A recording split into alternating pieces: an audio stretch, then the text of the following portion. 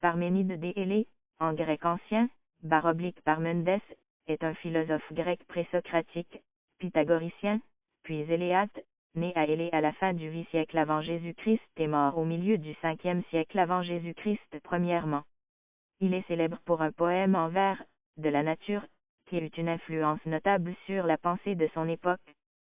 Ses découvertes intellectuelles, en particulier l'introduction de la logique dans la pensée hellénique, à côté de la philosophie milésienne de la nature et des théories arithmétiques de Pythagore, font de Parménide l'un des philosophes les plus considérables dans l'histoire de la philosophie grecque. Deuxièmement, Platon a consacré un dialogue qui porte son nom, le Parménide, pour traiter la question de l'être, dont Parménide a inlassablement répété qu'il est, tandis que le non-être n'est pas sage.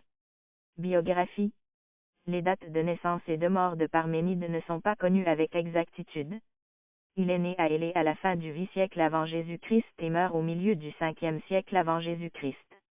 Il aurait eu 65 ans quand il est venu à Athènes, où il aurait rencontré le jeune Socrate, peut-être âgé de moins de 20 ans, ce qui situerait sa naissance vers 520/510 si l'on place le dialogue platonicien vers 450/448.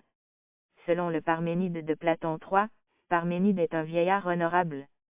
Selon Synésio, Socrate aurait eu 25 ans à ce moment, ce qui placerait la naissance de Parménide vers 510 avant Jésus-Christ. Ces données sont peu sûres. Selon Diogène Laërce 4, son acmé se situe dans la 69e Olympiade, 504-500 avant Jésus-Christ, mais d'autres sources la placent dans la 79e. Ainsi, Parménide est-il placé soit avec Héraclite et Empédocle d'Agrigente, soit avec Démocrite, Gorgia ou encore Prodico de Céo. Parménide. Détail de l'école d'Athènes de Raphaël. Parménide était le fils de Pyrrhès, ou Pyrrhès. Cinquièmement, il est issu d'une famille riche et puissante. Théophraste déclare dans Opinion des philosophes que Parménide est disciple d'Anaximandre, et qu'il est le premier à nommer monde et l'univers. Sixièmement, Proclo dans ses commentaires sur le Parménide le dit pythagoricien, et sa manière de vivre était considérée comme pythagoricienne. Il se lia d'abord avec les pythagoriciens, c'est Aminia qui le poussa à la vie philosophique. 5,7. Aristote lui était plus réservé sur la question, mais Parménide se rattache à Xénophane, dont il devient le disciple, selon Clément d'Alexandrie 9 et Sextas Empiricus. Dixièmement, il reste que Parménide et Xénophane ont tous deux vécu à Élée, et que l'on peut supposer qu'ils se connaissaient. Ainsi, quant aux influences philosophiques de Parménide, il semble possible d'affirmer que, comme Empédocle, il suivit la vie pythagoricienne sans en adopter les idées, et qu'il suivit Xénophane sur ce point. Il aurait fondé une école comparable aux écoles pythagoriciennes. Il aurait été également disciple des Anaximènes selon Suidas, mais ce renseignement semble dû à une erreur de texte. Il eut pour successeur Empédocle et Zénon des Élés. Il fut peut-être législateur dans sa ville natale. 4. Les Éléates devaient chaque année jurer de nouveau obéissance aux lois. Il nous reste des fragments de son poème de la nature, dont la première partie traite de la vérité et la seconde de l'opinion. Doctrine. Parménide a écrit en vers un traité de la nature, en grec ancien, Periphyso, dont il nous reste 152 vers, répartis sur 18 fragments, auxquels s'ajoute un groupe de 6 vers issus d'une traduction latine du texte de Parménide par Callius Aurelianus, 5e siècle après Jésus-Christ. Selon l'encyclopédie grecque, Souda, Parménide aurait également écrit des œuvres en prose, mais ce point est controversé. Parménide divisait la connaissance en deux parties, deux chemins de pensée, nettement opposés, la vérité, et l'opinion. Cette division est pour lui absolue. Apprends donc toute chose, et aussi bien le cœur inébranlable de la vérité à l'orbe pur, que les opinions des mortels, dans lesquelles il n'est rien qui soit vrai ni digne de crédit. Fragment 1, vers 28 à 304.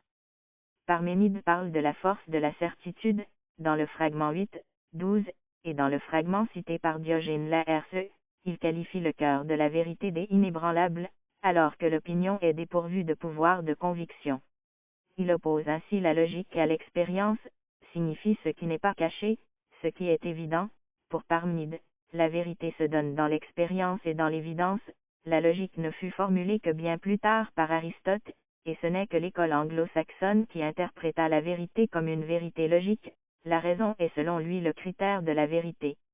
La pensée, il identifie âme et intellect, en suivant les règles de la logique, établit ainsi que l'être est, et qu'il faut lui prédiquer des attributs non contradictoires. Il est intelligible, non créé et intemporel, il ne contient aucune altérité et est parfaitement continu. Si cette conception de l'être est de l'ordre de la pensée, Parménide le représente aussi comme une réalité physique, finie et sphérique. Cette doctrine fait de lui le penseur de l'être par excellence, étrange par sa froideur rationnelle avec les autres penseurs grecs, Empédocle d'Agrigente par exemple. La doctrine de Parménide ne donne cependant pas d'explication relative aux origines des êtres. Récemment, en 2016 et 2017, Maurice Sachot fait du poème une lecture qui en renouvelle totalement l'interprétation 11,12. D'après lui, Parménide y propose en pur physicien une théorie générale qui permet à la fois de sauvegarder et de concilier la permanence du monde et le changement non moins permanent de tout ce qui est, problème auquel se heurtaient ses devanciers et contemporains. Il expose dans la première partie du poème les règles épistémiques auxquelles toute connaissance du réel doit se soumettre pour prétendre à quelque vérité. Ce qui fait de lui le fondateur de l'épistémologie. Dans la seconde partie, l'Éléate présente sa propre conception du monde, sa doxa, en proposant un modèle théorique d'interprétation, qu'il nomme diacosmos, transmonde, et dont la métaphore clé est la reproduction sexuée. Ce qui fait également de lui le père de la science au sens moderne du mot. Physique. Les 5 zones climatiques, polaires en jaune, tempérées en bleu, torrides en rouge, dans un manuscrit du Songe de Scipion de Macrobe du XIIe siècle. À la suite de ces déductions abstraites, il développe encore une physique nettement pythagoricienne. Cinquièmement. Astronomie. Il fut le premier à affirmer que la Terre est sphérique et située au centre de l'univers. Cinquièmement. Il divisait les choses en 2 éléments, le feu et la terre. Il a également discuté les distances des astres entre eux et par rapport à la Terre 13. Selon Diogène Laërce, il devine que L étoile du matin et L étoile du soir ne font qu'une 14. Selon Posidonio de Rhodes, il fut le premier à proposer la théorie des zones climatiques qui divise le globe terrestre en 5 zones, 2 zones glacées donc inhabitables près des pôles, et une zone torride infranchissable à cheval sur l'équateur, séparant les 2 zones tempérées, les seules susceptibles d'être habitées. Une première question éminemment géographique, est celle qu'aborde Posidonio quand il suppose la sphéricité de la Terre et du monde et qu'il admet comme une des conséquences légitimes de cette hypothèse la division de la Terre en 5 zones. C'est à Parménide qu'il attribue la première idée de cette division en 5 zones 15. Il y a, sur la sensation, de nombreuses opinions, qui peuvent se réduire à 2 générales, les uns la font produire par le semblable, les autres par le contraire. Parménide, Empédocle et Platon sont au nombre des premiers, Anaxagore soutient la seconde thèse 16. Selon Théophraste, Parménide dit que la connaissance a lieu suivant que ce soit l'âme ou la pensée qui l'emporte sur l'autre. Parménide dit que l'âme et l'esprit ne sont qu'une même chose, comme le rapporte Théophraste toujours. Enfin, Parménide distingue une double philosophie, l'une fondée sur la vérité, l'autre sur l'opinion. De là ce qu'il dit, il faut que vous connaissiez toute chose, la simple vérité qui parle toujours sincèrement, et les opinions des hommes, sur lesquelles il n'y a point de fond à faire. La pensée est meilleure et plus pure lorsque le chaud prédomine. De la proportion du chaud et du froid dépendent la mémoire et l'oubli. Le semblable est senti par le semblable, le cadavre ne sent rien du fait de l'absence de chaleur. Théophraste dit encore que Parménide reconnaît l'infériorité des sens et l'opinion sur la pensée, ne fait pas encore de distinction entre sensation et raison. Parménide n'a pas inventé sa physique, et il déclare lui-même qu'il expose des opinions qui ne sont pas les siennes. Il paraît suivre sur certains points Anaximandre et Anaximène, mais c'est au pythagorisme qu'il a fait les emprunts les plus nombreux. La divinité qui gouverne le monde correspond au feu central des pythagoriciens. Parménide conçoit, ainsi qu'il l'avait fait, l'univers comme sphérique et composé de zones concentriques. C'est encore à leur exemple qu'il admet que la sphère intérieure et la sphère extérieure sont formées du même élément. L'opinion que tout résulte du mélange de 2 éléments contraires lui vient, sans doute, des pythagoriciens. Ce n'est donc pas sans raison que certains auteurs anciens appellent Parménide un pythagoricien. Mais cela ne suffit pas pour nous autoriser à penser qu'il a, dans les détails de sa physique, suivi exactement les anciens pythagoriciens, et à chercher dans sa doctrine des renseignements sur la leur.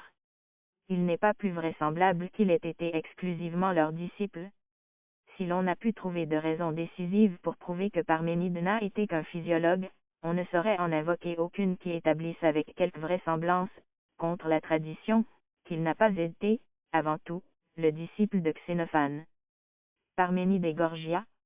Le sophiste Gorgia a écrit un traité, sur le non-étant, qui réfute le traité de Parménide sur l'étant. Parménide dit que l'étant est non engendré, fragment 8e.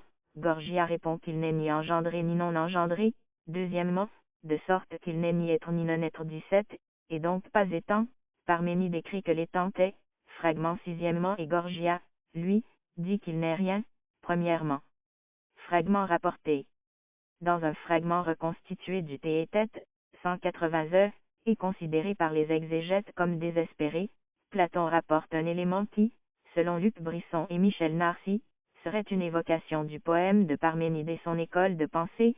Immobile est pour le tout le mot être, ou immobile est le nom où se parfait le tout, traduction d'Auguste Diet.